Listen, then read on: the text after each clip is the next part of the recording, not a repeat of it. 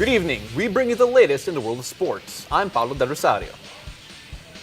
And we give you the conversations you want to hear from your favorite icons and athletes. I'm Jet Manuel. And in tonight's game plan,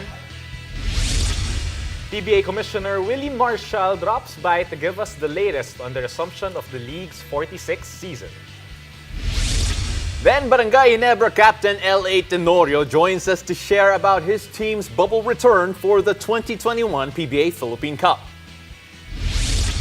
And we'll catch up and play a game with PVL Libero, Santa Lucia Lady Realtor Bang Pineda, and PLDT home fiber power hitter Alyssa Eroa. Buckle up, sports fans. Let's get in the game. The 46th PBA season is now headed to Pampanga after more than 20 days without action on the court. Joining us now to give the latest on the PBA's preparation for the resumption of the conference is Commissioner Willie Marcial. Com Willie, kamusta ka naman? Hi, Com. Good evening. Hi, good evening pa, Jet. Okay naman. Sa bahay.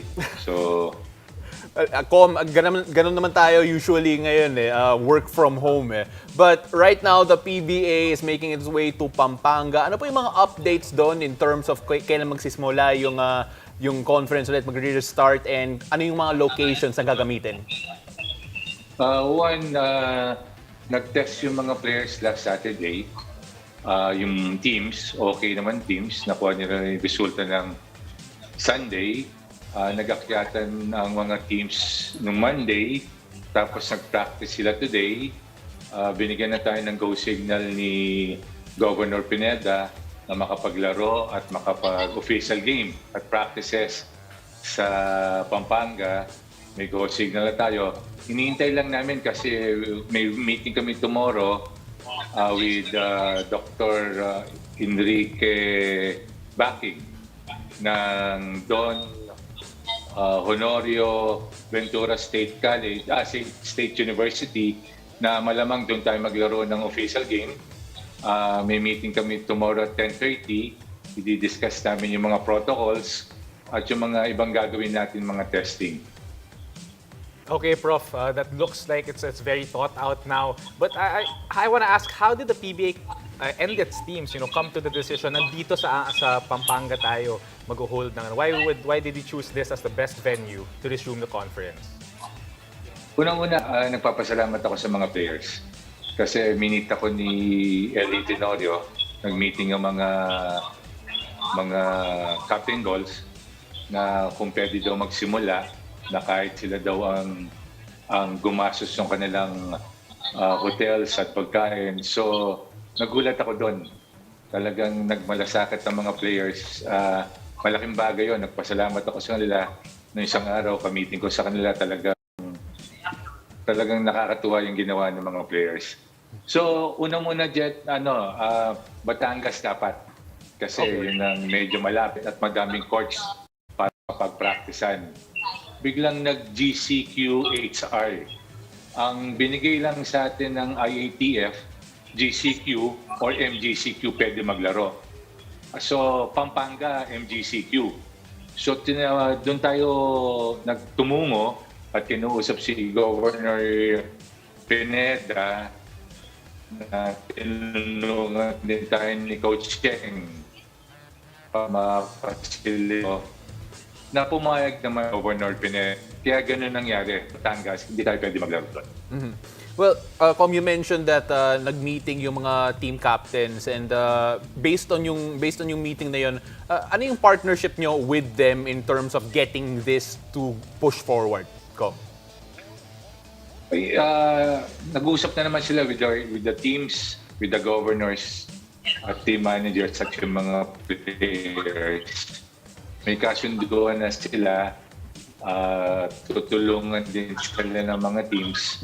Teams na nga yata ang sasagot. Pero ang maganda nun, gusto nila matuloy yung PBA. Sila nag-initiate na tinawagan ako ni Ali, nag-usap kami, na kung ituloy natin, sabi ko, wala akong pambabol Hindi, sagot namin. Sagot namin ang pagkain, sagot namin accommodation, matuloy lang. So, yun, ang laking bagay. So, gumalaw na kami. Kasi, umokay na. Kasi yun ang pinakamalaki na funds na hindi namin kaya. Katulad na sinabi ko nga, hindi na namin kaya mag-bubble. Gumastos kami ng 70 million yung huling bubble, hindi nakakayanin ng PBA. Nag-initiate ang mga team captains. So, umokay ako. Sabi ko, yung last bubble, ako nakiusap sa inyo na mag-bubble tayo. Pinagbigyan niyo ako. Ito, kayo nakiusap sa akin, susuportahan ko kayo maski na medyo delikado ang Delta variant. So sinuportahan namin, sinuportahan ng mga governors. Yun, mukhang yung mga teams tumutulong din na para hindi na rin gumastos sa mga players. Okay, Gov, it's nice to see the teamwork between you and the players and how they helped out the league to bring basketball back. But now, Pampanga was also the host of the previous All-Filipino Cup. Any specific differences from before and then now in terms of maybe time or scheduling or format? Schedule natin, Jet Pau, Wednesday, Thursday, Friday, Saturday, Sunday. Grabe. Limang araw na sunod-sunod, may triple header, may double header. So gano'n ang gagawin natin. Same format pa rin. Single round eliminations. Tapos kung ano yung ginawa natin na mga playoffs, gagawin natin.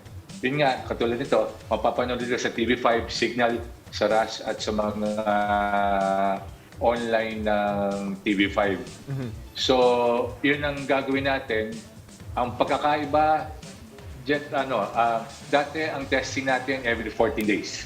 Yeah. Ngayon, every 7 days, RT-PCR. And every game, bago maglaro yung team, magpapa-antigen sila sa umaga bago sila maglaro. So, medyo maingat tayo at medyo double protection tayo sa gagawin nating semi-bubble na to. Well, it's nice to hear, Com, that mas yung restriction, yung mga Safety protocols. talaga, Yeah, diba? Safety talaga ang focus na lang ngayon. Yeah, definitely. Pero Com, is there a target date kung kailan kayong gusto i-end yung conference na to?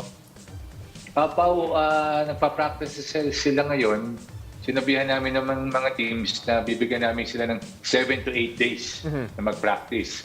So siguro mga bandang September, magsisimula na tayo. Ayoko na magbigay ng dates. Lagi akong nauudlo. So, huwag muna. Diba? So mga first week ng September, na pag naayos ko na yung meeting tomorrow with President ng eskwelahan, si Dr. Backing, dire-diretso na tayo. Tomorrow, malalaman namin yung resulta. So siguro by September 1 or 2, first week, maglalaro na tayo. Com, maraming salamat. Best of luck and hopefully we can all watch the PBA and cover the Finally, PBA. Hopefully yes. makakover tayo ng Finally. PBA together. Pero balita ko, ayaw sa'yo si Com eh. Hindi, gusto ko ni Com. Sigurado ako. Okay, sure. Sige. Miss Shena Ulaso, pakitanggal na si Jeff. Hindi. Okay yan. Sinabi ko kay Sena, gusto kita. Okay. Kita ngayon. Okay, Ayun. Maraming salamat sa inyo. Kinabahan ako. Thanks, Com. Maraming salamat. And after the break, Ginebra team captain Tenorio joins us to share about his team's bubble return to complete the 2021 PBA Philippine Cup. Stay tuned. You're watching the game.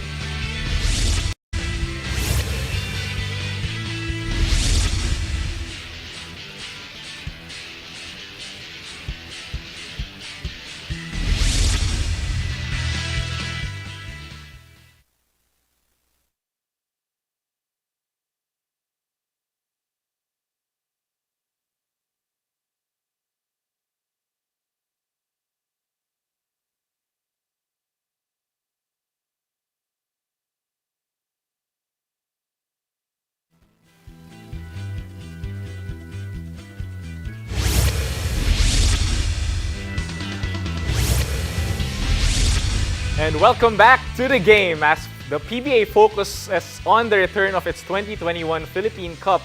Teams have now entered their respective bubbles to resume training.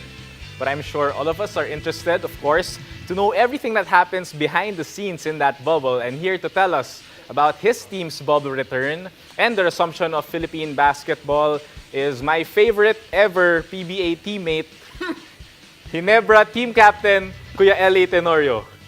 Hi, LA. Grabe. Okay ba yun? Grabe, Okay na okay ba yun? Wala masabi, Jet. Wala masabi, Jet. Hi, guys. Hi, Pao, Jet. Hello. Hi to all the viewers. It's nice to be back here again in the game. It's nice to be thank back you. in the bubble ba? LA, same Oo venue Ay, eh. bubble din. Oo. Yeah, same venue. Almost same room. Same floor. So, lahat Almost the same. same room. So, kamusta naman yung ano? I mean, you guys returned, I think, yesterday or Monday. Yeah, yesterday. How was your return? Kamusta yung return nyo dyan sa bubble nyo? And paano na naging setup ninyo?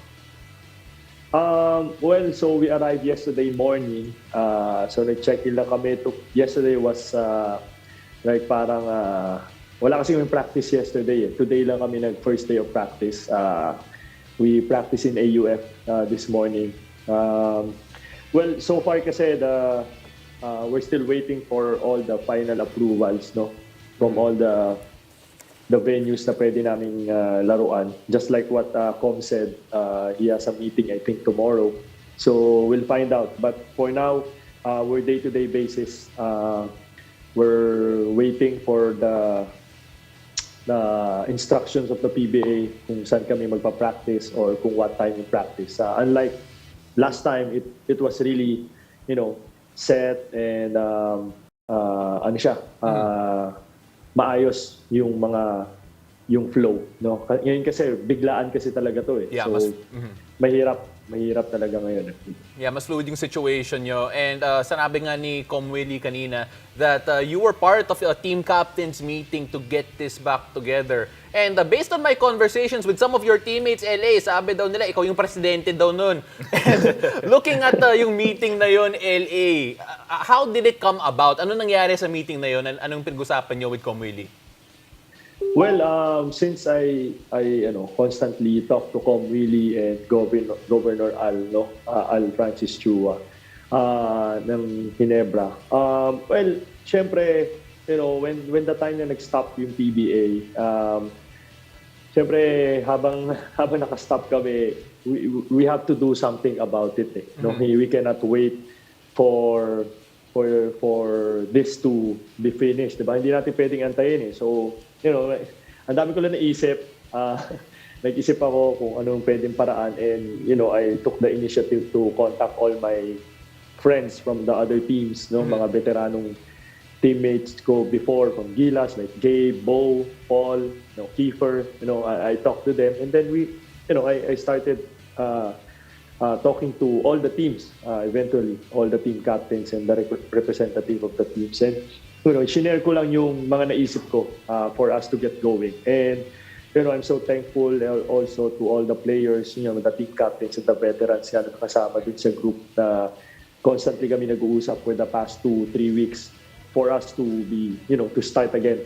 Ang dami namin ginawa for the past 2-3 weeks na na-stop ang PBA. Ang dami namin napag-usapan para, thankful ako kasi nag-cooperate din sila and doon kami nag-usap-usap na everyone are willing to play, whatever it takes, makapaglaro talaga and matuloy yung PBA, diba? Kasi for us kasi mainly it's doesn't matter who shoulder everything, doesn't matter who shoulder the expenses, but for us, I think for us players, the most important thing is now is the perfect time na makapaglaro kami. Diba? Lahat ng mga tao, tapos na NBA, tapos na Olympics, tapos na yung volleyball.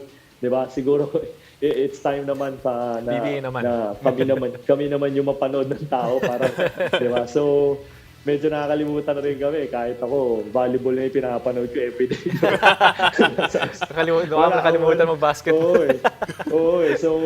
So siguro yun nga with the cooperation of all the team members and the representative of the teams, na nabuo namin to. And ito na, magsa-start na kami. Hopefully, nakapag-start na talaga kami soon. Ang galing talaga. Team effort talaga.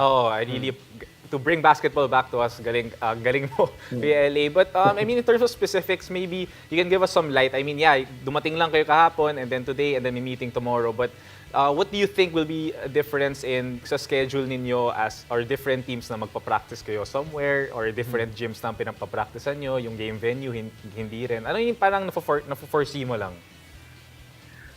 Siguro difference lang is, well, syempre, hiwa-hiwalay kaming hotel. This is a semi-bubble, di ba? So, it's a completely different setup. Yung gym na lalaruan namin, hindi pa namin alam if, yun nga, yung, after the meeting pa tomorrow, it's a brand new gym. So, mas malayo siya compare sa AUF from our hotel right now. So, madaming factor na ibang-iba talaga. And the schedule, the hotels are, may kahit merong isang wing na quarantine facility and, they're very strict about it. And dito kami sa kabila. And yun nga, the schedule of the working area, the workout gyms, di ba? Talagang very limited. We practice kanina, 1 hour, 30 minutes. Sarap we usually practice.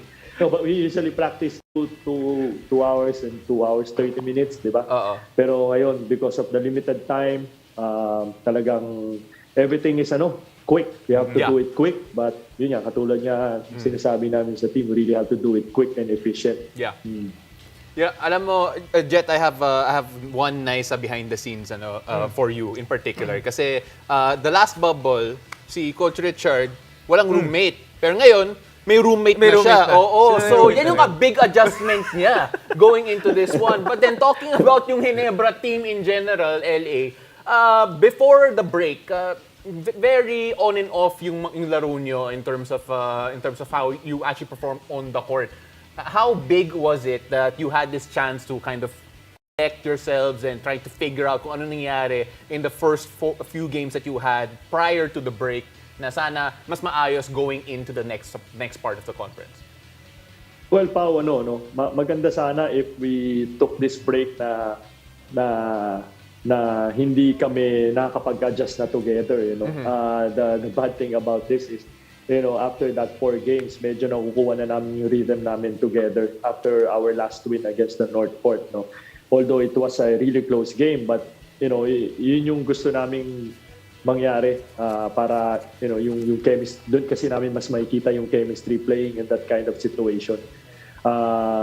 So sayang lang natigil, but katulad niya ng sinasabi ni Coach, I think this is an opportunity also for us. Everyone is back to zero. Kumbaga sa conditioning, practice, and we practice at the same day, same time together. So siguro naman, and hopefully, after that break, na-realize din namin mga players from Ginebra na how important every game now. It's gonna be really quick. Playing 5 times in 1 week. Might be every other day game for us because some of the teams already played 6 games and kami 4 games pa lang. So expect na mag-every other day game kami. And I think it can be an advantage for us just like last year. So hopefully makapag-adjust na rin talaga kagad itong 5 days or 5-6 days of practices together. We just have to be efficient lang talaga. Yeah, Ellie, you mentioned yung chemistry nyo and one of the things that we were watching throughout the start of yung conference ninyo was how Stan Hardinger would mesh with yung sistema ni Coach Tim. And based on what you saw in the first four or so games that you played with Sina Christian, do you feel that he's getting into the rhythm more or may konti pang adjustment sa kailangan niyang gawin? Actually, to be honest, he's getting his parang nakukuha din niya yung groove niya sa team namin. Chemistry-wise, 4 games is not enough, honestly. But he's getting there. The last 2 games that we played, even though the other one we lost, and then he hit the game winner and against Northport. That was the last game, and I think that was very important for him, to get going. Sayang lang naputol talaga, pero I can see. First day of practice kanina, he was excited, he was ready, and we did something for na reminders lang sa kanila, sa amin. So hopefully, and Aljon Mariano is back. Yeah. So he's my roommate, so he's back. Wow. He's back in the floor now. So very excited because we're complete now. Well, except Joe and Mark, but. I mean, rotation-wise, it's really, I think the missing piece for me, it's really Aljon in our compared to our last bubble. Yeah, and thank you. I mean, first of all, Ellie, thank you for helping bring the league back now for your meetings and organizing it. And good luck to you. Good luck in this season. Of course, I'm always cheering for you, my favorite Ginebra point guard teammate. LA, he had a long speech ready just for you. I wrote it down. Pero we had to cut it short kasi. Para hindi natin tirahin ni Ellie. Ite-text nyo na lang daw mamaya. So thank you, Kuya. Thank you, Kuya Ellie. Thank you everyone. Thank you. Stay safe. And after the break, we'll catch up with PVL Libero, Santa Lucia, Bang Pineda, and PLDT Home Fibers Alyssa Eroa. Stay tuned, you're watching The Game.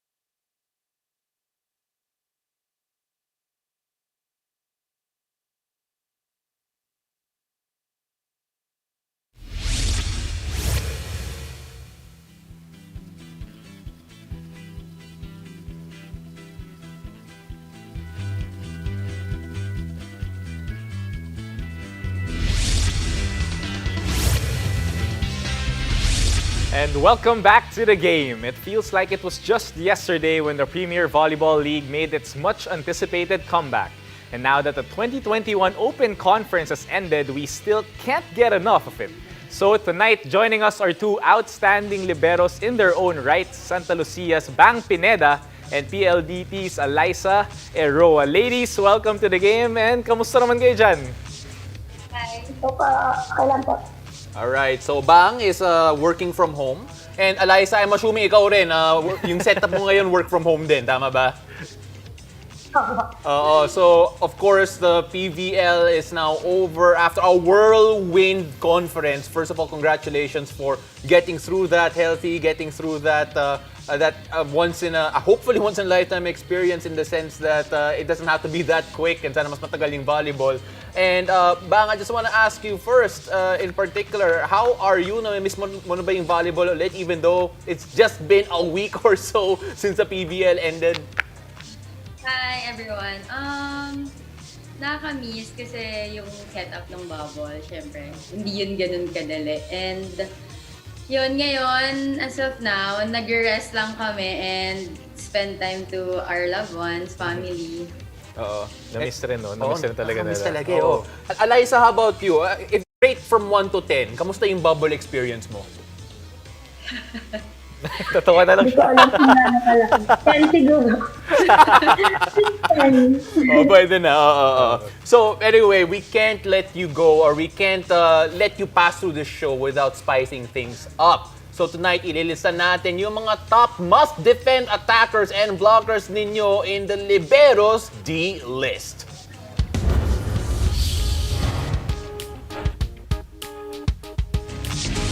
Alright, let's find out who makes it as our D-lister. So si Jet has all the hard questions kasi really, that's his personality. He likes making things hard for everyone on the show. Even for me. Pero tara Jet, let's go. Okay, sige. So I'll ask Bang first. Actually, both of you first. Sige. For sino ang server na may pinakamahirap na serve to receive? Yung parang hindi mo sigurado kung saan lalapag yung serve niya. Bang, I'll ask you first. Feeling ko, si Bea De Leon. Really? Okay. Consistent kasi talaga siya mag-service, lalo na kapag medyo tumatagal na siya mag-serve. Yung rhythm niya sa service medyo mas bumibigat pa talaga. So, kasi siya, hindi kung san-san bumabagsak. Bea is, meron silang target. Well, Alyssa, do you agree there? And may runner-up ka ba, if ever? Isa rin po sa napili namin si Cla Abrian. Okay. Bea rin. Okay. So, unanimous tayo. Unanimous Bea tayo tayo. dyan, yeah. And of course, si Cla Abriam din. And then, what's so special about yung serve ni Cla? Alyssa? Sobrang bilis yung flow serve niya kasi. Tapos, katulad din ng kay Bea, habang tumatagal siya dun sa service line, mas lalong bumibigat at bumibigat saka bumibigat. Ang hirap din basahin. Oh, parang artillery gunner, no? Just trying to find the mark every time, every attempt. Pero ganun talaga eh. I wouldn't want to play volleyball na siguro. Parang you don't naman talaga eh. Hindi na talaga. Huwag na. Okay, second question. In your D-lister, sino spiker ang may pinakamahirap na bahing palo naman? Yung hindi mo alam kung saan pupunta yung palo niya, hindi mo alam kung saan ka puposisyon. Okay, Bang, ikaw muna. I think Jaja. Jaja. Yeah. Jaja kasi, Jaja is Jaja. Like, kahit anong iset mo sa kanya, a-adjustan niya. So, may height siya, may power siya, may timing siya. Parang nasa kanya na lahat. So, kapag na-timingan niya palalo yung set, mas mahirap talagang basahin kung saan babagsak yung bola. Ayun, great choice there. Oh, Ikaw naman, Alyssa. Oo nga. Para sa'yo. Si Ate Alyssa Valdez. Actually, I was expecting that. Yeah, I was expecting that answer also. Bakit si Alyssa? Yung nakatapat ka na sa angle ng katawan niya kung saan niya papaluin. Tapos bigla niyang ipipihit sa iba. Parang Yung sa ang ere hirap niya ng... pinipihit yung palo niya. Hindi ko ma-imagine na... kung Again, paano gawin yan. I never want to be in the receiving end of any of that eh. Oo. Sige. Next question sa D-listers nyo, sino spiker naman ang pinaka-malakas na palo? Yung sobrang lakas. Kahit na alam mo na kung saan pupunta, hindi mo alam kung magtatago ka na lang tapos hayaan mo na. Bang! I think Kat Tolentino. Kat Tolentino, really? Okay. Bakit si Kat?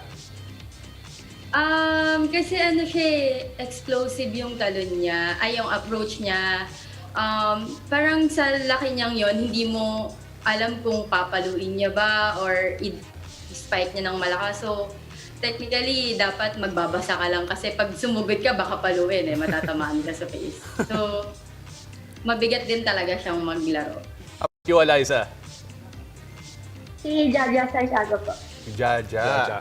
Well, I'm thinking it's the same reasons na yung kanina, no? Okay, sige.